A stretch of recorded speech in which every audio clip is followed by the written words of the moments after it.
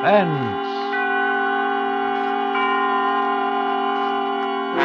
Autolite and its 96,000 dealers present Mr. James Mason in Banquos' Chair, a suspense play produced and edited by William Spear.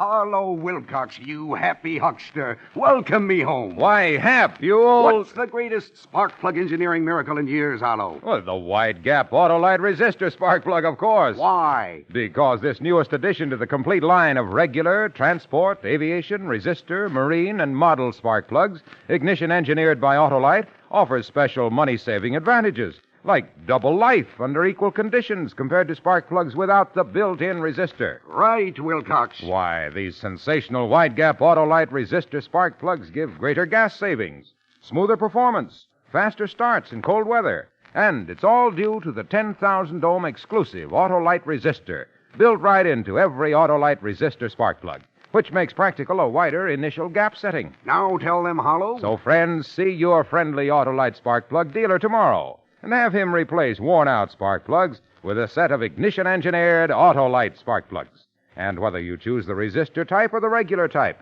you'll be right, because you're always right with Autolite.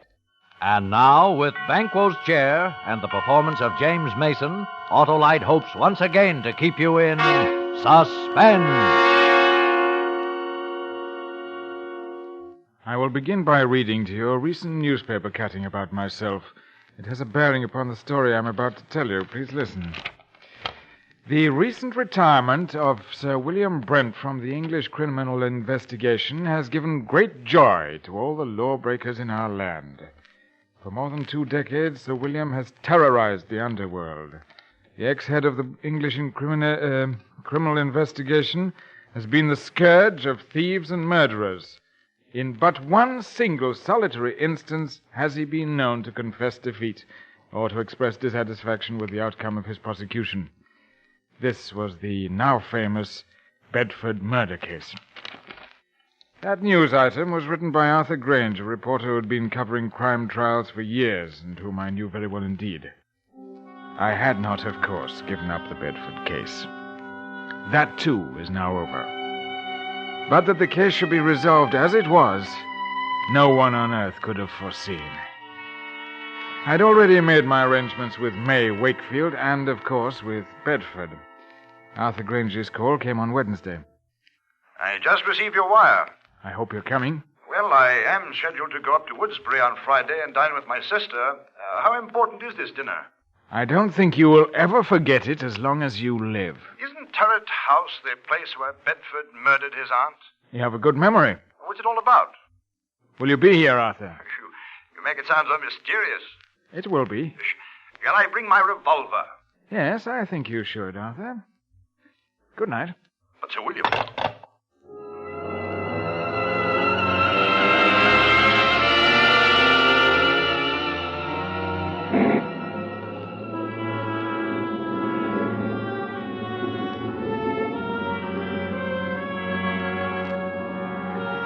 It rained all day Friday, and by evening a gusty November wind began to drive the rain hard against the exposed wall of Turret House.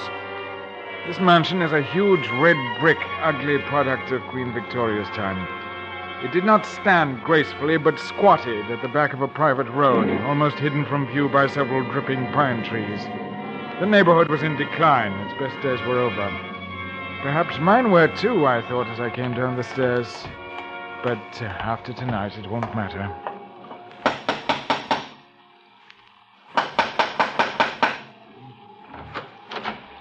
Oh, good evening, Mr. Green. Hello, Lane. Nasty night, isn't it, sir? It's miserable. There's not much warmer in here. There's a fire in the library. Oh, how are you, Sir William? Quite well, Arthur. What made you move into this drafty old dungeon? I don't live here. It's my temporary quarters. I still live over there in the West End. And here is Miss Stone. Miss Roberta Stone. This is Mr. Arthur Grange. Pleased to meet you. How do you do? Roberta is the famous mystery story writer. Oh, yes. I've read your books and enjoyed them. Well, thank you, Mr. Grange. Perhaps you can tell me, Miss Stone, what mysterious event is going to take place here this evening? I was told to come armed. He told me the same thing. Here's my gun. I've never fired this monstrous, ugly thing in all my life. You're pointing it at me, Roberta. It's not at all polite. I'm sorry, Sir William. This house, Roberta, was the scene of a particularly unpleasant crime, as Mr. Grange can tell you. Oh, yes, in this very house, John Bedford murdered his aunt, Miss Martha Ferguson. Oh, how nice. Mr. Bedford couldn't have picked a more ideal place. Sir William, you must tell us what you're up to. We'll have a drink first, and then I'll tell you both all about it. Lane, will you serve the drinks? Yes, Sir William. Good. Now I can tell you that tonight I am going to close the Bedford case. Mr. Grange? Thank you, Lane. You're going to close the Bedford case I'll tonight? give you the facts in an orderly fashion. I never arrested John Bedford for the murder of his aunt, Miss Ferguson, for two reasons. First, he had an absolute and perfect alibi. Arresting him would only be a waste of time and money. And secondly, according to English law, a man discharged can never be arrested again on the same murder charge. Well, what's going to happen tonight? In a short while, John Bedford will be here to dine with us. And, oh yes, his victim, Miss Ferguson. What, you mean Miss Ferguson wasn't actually murdered? Miss Ferguson is most thoroughly dead and has been dead for years. You're going to have the body of old Miss Ferguson here while we eat? Please don't anticipate me. As you both know, I've never lost a case except the Bedford murder. I'm an egotist. I've resigned from the criminal investigation for the sole reason of trapping John Bedford. Well, I must say you have a great amount of patience, Sir William. Yes, I am infinitely patient. For 3 years I've been planning for this night. This is a moment of considerable triumph for me. I wanted to have some witnesses. A writer who will record this event, and an admirer who will appreciate the skill with which I will bring a notorious murderer to his proper end. I have an uncanny feeling that this is going to be gruesome. Come. You'd be ashamed to run away, wouldn't you? I'll stay, of course. So will I, as long as I have my weapon. Splendid. But before I tell you about my diabolical scheme, let me first acquaint Roberta with the details of the murder. I think I can recreate the circumstances for you quite accurately. Very well, then. Exactly 3 years ago tonight, old Miss Ferguson.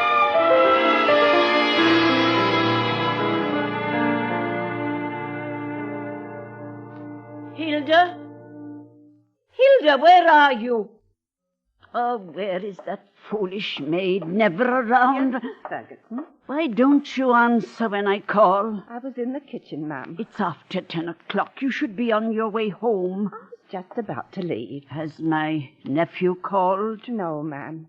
Mr. Bedford hasn't called since yesterday. I told him he couldn't come here anymore, just like you told me. I don't ever want to see him again. He's no good, an evil man who will come to an evil end. You're never to let him in here, Hilda. He won't ever come in this house, not if I can help it. Now you'd better run along and make sure all the doors are bolted before you leave. Yes, ma'am. Good night, Miss Ferguson. Good night, Hilda.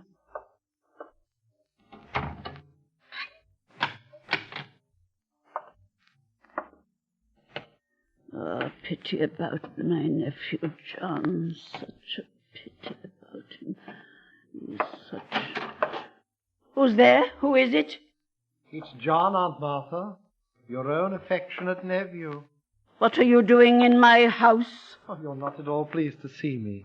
Your only living relative, too. I'd like you to leave at once, or I'll call the police. Well, I'd rather not, Auntie. I want to have a talk with you. You don't want to talk to me. All you want is my money.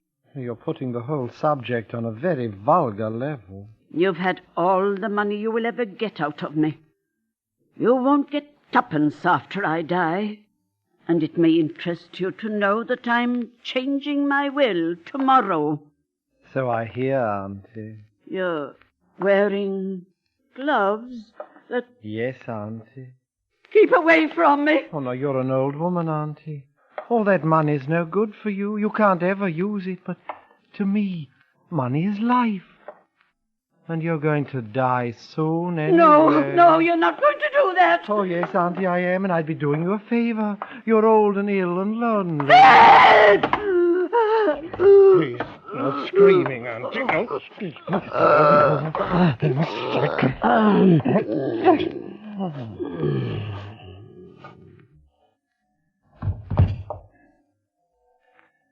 And don't you worry, Auntie. We'll have a fine funeral for you.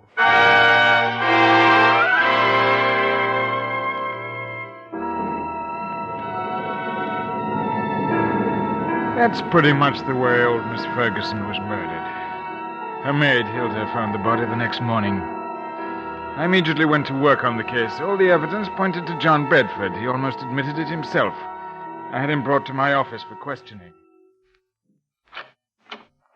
How do you do, Sir William? Oh, hello.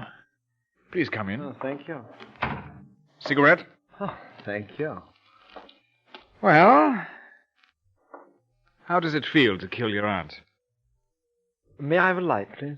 Yes, of course. I wouldn't know, Sir William. You see, I never killed anyone. Have you? Yes, I've shot and killed lawbreakers who tried to get away. And I've sent many of them to the gallows. Yes, so I understand.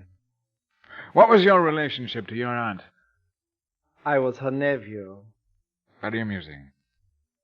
She didn't like you, did she? I'm a truthful man. She didn't. She thought I was a spendthrift and a parasite. She was quite right. Where were you on the night of the murder? In jail. I drank a little too much and got into a bit of a tiff with the police. Mm-hmm. Quite an alibi. Oh, quite a fact. Now, it was hardly possible for me to be in jail and kill my aunt at the same time. Unless, of course, my aunt came into my cell and allowed me to murder her, after which she walked back to Turret House as a ghost, dragging her body behind her. That's hardly possible. Don't you think you ought to check my story? I already have. You're a skillful fellow. Why don't you arrest me then, Sir William? No, Mr. Bedford. I have time and patience. Oh, you'd better work fast. By the time you get round to me, I'll have spent all of my aunt's beautiful money. It's not her money I'm after. It's your life. Your beautiful life, Mr. Bedford. Good day.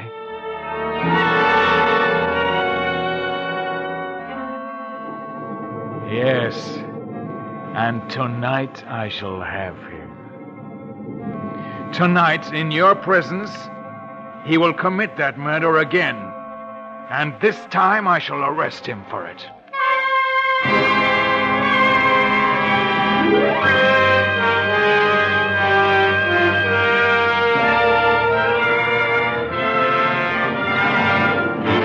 Autolite is bringing you James Mason in Banquos' Chair, tonight's production in radio's outstanding theater of thrills, Suspense.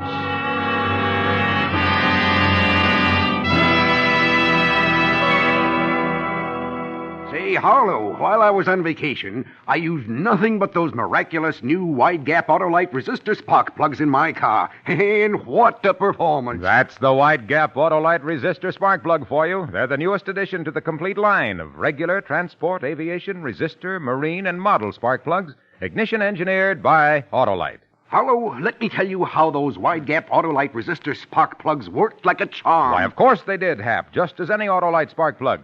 But with Autolite resistor spark plugs, you do get special advantages, such as smoother performance on leaner gas mixtures, greater gas savings, even double life under equal conditions as compared to spark plugs without the built-in resistor. And it's all due to the 10,000-ohm exclusive Autolite resistor built right into every Autolite resistor spark plug. So, friends, see your neighborhood Autolite spark plug dealer tomorrow and have worn-out spark plugs replaced with ignition-engineered Autolite spark plugs. Whether you choose the resistor type or the regular type, you'll be right, because you're always right with Autolite. And now, Autolite brings back to our Hollywood soundstage our star, James Mason, in Banquo's Chair, a tale well calculated to keep you in suspense. That's how matters stood. I refused to let my men arrest him. But how in the world could he have murdered his aunt while he was in jail? Well, he might have bribed the prison guard to let him out for an hour. You're right, Roberta. I believe that's exactly what he did. Unfortunately, the guard in question died of pneumonia soon afterwards and left us no further source of evidence. Well, as far as I can see, Sir William, you haven't a leg to stand on. You can't touch Bedford. Every man, particularly a criminal, has an Achilles heel. I sat down at my desk and plotted him out on paper. I decided I didn't know enough about him, his personal habits, his real character. So a month ago, I went to visit.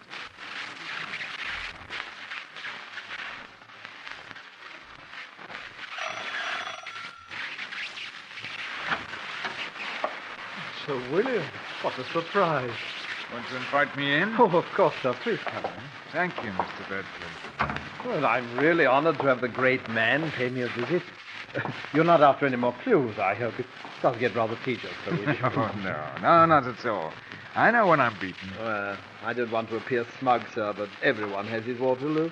Oh, would you have a drink, Sir William? Thank you. I don't know whether you've heard that I have resigned from the criminal investigation. I'm a private citizen now. Oh, yes, I heard something about that. I couldn't believe it. Oh, it wasn't my love for justice that made me pursue my profession with such tenacity and success, with the sole exception of your case, of course. It was a game of skill with me, my wits against all comers. I lost in your case, but then we all have to lose sometimes, don't we? I don't believe you, Sir William. You're still out to get me. There isn't much chance, is there? I'm afraid not, Sir William. I've kept out of trouble so far, knock on wood. I had no idea you were superstitious, Mr. Bedford. A sophisticate like you? Oh, it's just a habit since I was a child. I see. Before I go, there's just one thing. I noticed in the paper that you're looking for a tenant for a turret house. Oh, yes, I am. I'd like to rent it. The scene of the crime? Uh-huh. Of course, why not? There's no harm in it. As a matter of fact, it's perfect. And what's more, I'll let you have it very cheaply, for old time's sake.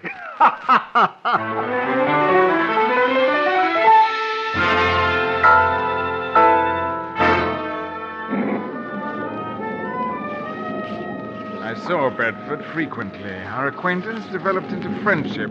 An armed friendship, of course. He knew I was out to get him, and I wanted him to know that. But he was so pleased, so vain that he'd bested me that it gave him delight to see me. And that's how I got to know him pretty well. Fundamentally, he's superstitious and afraid. He's uncomfortable in the dark. He's an insomniac. He finds himself utterly unable to read horror novels. His sneering self-assurance is a mask for a nature that's subject to deathly fears. Well, tonight is the anniversary of the murder, and tonight Mr. Bedford dines with us at 8 o'clock. I asked you two to be here early so that we could have a talk. It's nearly 8 now. Now, this is the plan. You both know May Wakefield? The Shakespearean May Wakefield? Oh, yes, Of course. yes. Wonderful. The greatest Lady Macbeth I ever saw. That's right. Now, during dinner, she will enter the room in the precise likeness of Miss Ferguson, the murdered woman. We, of course, will pretend not to see her. We'll remain outwardly unconscious of her. Only Bedford will be aware of her presence. Hamlet. The play's the thing. Exactly. Now, during dinner, the electric light will be switched off at the main, and candles will be lit. We must have the correct atmosphere. You understand now? You are not to see Miss Wakefield. She doesn't exist for us. Is that clear? I'll look right through her. That will be Bedford.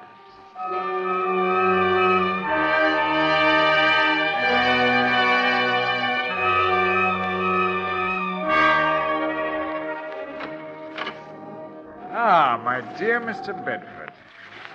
Good of you to come in this weather. But I never miss a meeting with you, Sir William. Oh, Lane, will you take Mr. Bedford's things? Yes, Sir William. Miserable weather. Oh, indeed. This way to the dining room. Thank you. I almost forgot my way around in this ugly old place. Perhaps you have unpleasant memories associated with Turret House. Oh, perhaps I have.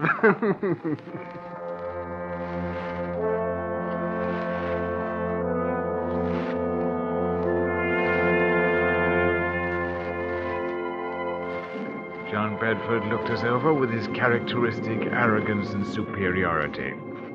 I made the proper introductions, and then we all sat down to dinner. Is it still nasty outside, Mr. Oh, it's Bedford? getting worse. Looks as if we're in for a few days of this weather. Too bad. I'm thinking of doing some riding tomorrow. The soup. It is excellent. Oh, yes, Sir William. Your cook is to be congratulated. The soup is a masterpiece. Poor Alice. She's been my cook for over 20 years, but she's given me notice. Absolutely refuses to stay here any longer. Why? She says this house is haunted. Roberta, this might make an interesting story for you. You should speak to her. Oh? She can give you a detailed description of the ghost. Alice swears that she's seen the figure of an elderly woman with finger marks on her throat walking about the house. Oh, no, come now, Sir William. This is just too good. Such an obvious attempt to frighten me. Sir William is convinced that I murdered my aunt. No, please, Sir William, a little more subtlety. Surely I deserve it. Huh? Perhaps the cook did see the figure. It might interest you to know, Mr. Bedford, that I don't believe in ghosts. And I'm sure my cook never saw this elderly figure, except in a frightened imagination. Well, I am afraid, sir, that your little attempt did not work. But I must admire your graceful acknowledgement of its failure. I suppose I should give up plaguing you, shouldn't I? Oh, no, Sir William, never give up. I may have a weak spot somewhere, you never can tell. If at first you don't succeed, you know. Do you live far from here, Mr. Bedford? Oh, thank you, Miss Stone. There's really no need to change the subject. I hope you find this game as amusing as I do. I saw a very exciting play last night, the Haymarket. Excuse me a moment. It's really fearfully hot in here. Do you mind, Sir William, if we get a little fresh air? I'm sorry, it is stuffy in here. Lane, open one of the windows, please. Yes. Yes, it's awful weather. Simply awful. Yes, I don't know how we will ever get home. Yes, I can't stand this weather myself. I think I'll go to the Riviera next week. I'm always so... Oh. Lane, what on earth's wrong with the lights? I don't know, sir. Well, don't stand around. Fetch some candles. We can't sit here in the darkness. And get the chauffeur. He knows something about electric lights. I'll call the chauffeur right away. I'm terribly sorry about this. We've had trouble with the wiring before. We'll have it fixed up in a few minutes. Now, let's get on with our dinner. Have some more wine, Mr. Bedford. I've had enough, thank you.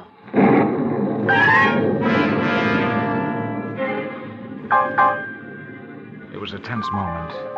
I looked at Roberta and Arthur. They were both pale and uneasy, and so was Bedford for all his poise. I believe that the only calm person in the room was myself. Oh, Mr. Bedford, you were saying something about visiting the Riviera. It must be lovely at this time of year. It is. I've been there before, you know. What's the matter, Mr. Bedford? Nothing. Nothing at all. I wish we could have some more light. It's rather difficult to see. I'm really terribly sorry this had to happen just at dinner. Please have a little more wine, Mr. Bedford. No, I don't drink much. The figure of a woman had entered the room. She'd come in silently like a ghost.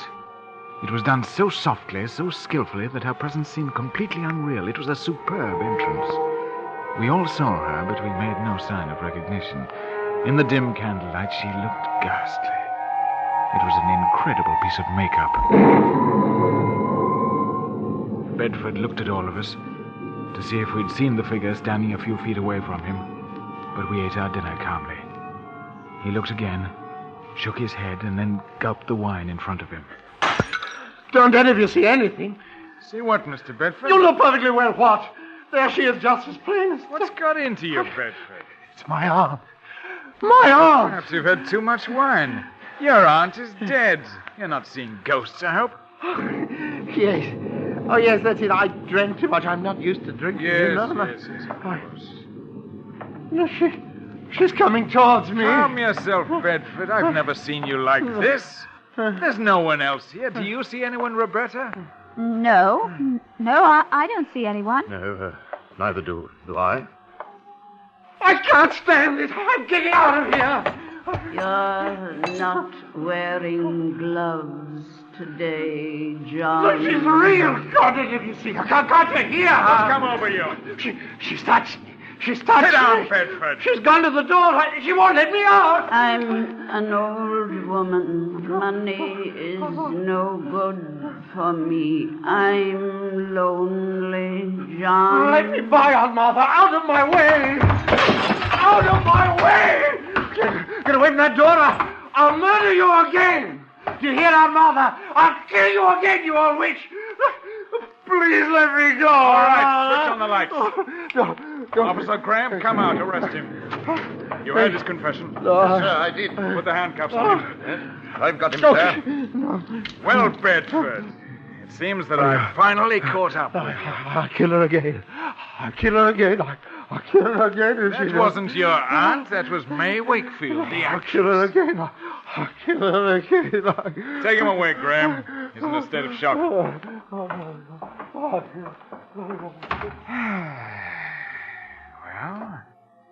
Let's continue our dinner.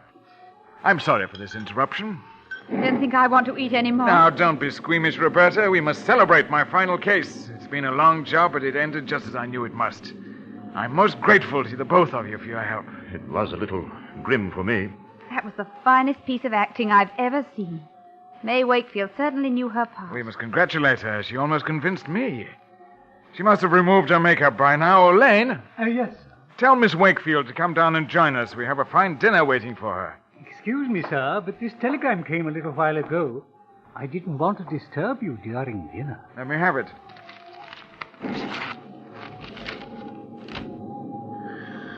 Why, Sir William, is anything wrong? I'll read it to you. Extremely sorry.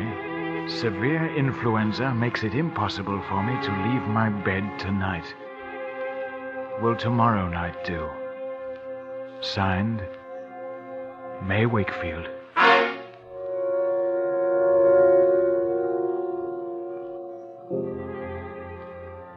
Lord help us. If it wasn't May Wakefield, who was it?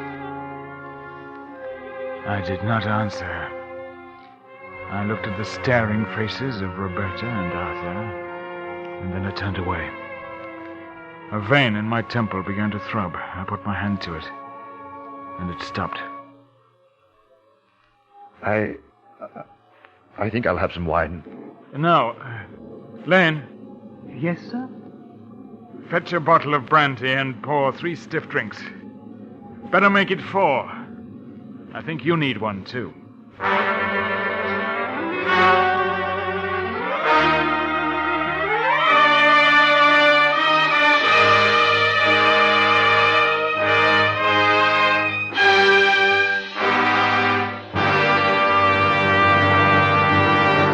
Suspense, presented by Autolite. Tonight's star, James Mason. Well, Hap, it's great to have you back. Me and those 400 Autolite products. Yes, you and over 400 products made by Autolite for cars, trucks, planes, and boats in 28 plants coast to coast. These include complete electrical systems used as original equipment on many makes of America's finest cars. Spark plugs, batteries, generators, coils, distributors, starting motors, and bullseye sealed beam headlights. All engineered to fit together perfectly, work together perfectly, because they're a perfect team. So, friends, don't accept electrical parts supposed to be as good. Ask for and insist on Autolite, original factory parts, at your neighborhood service station, car dealer, garage, or repair shop. Remember, you're always right with Autolite.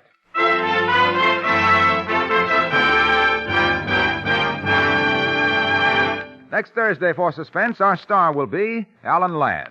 The play is called Motive for Murder, and it is, as we say, A tale well calculated to keep you in suspense.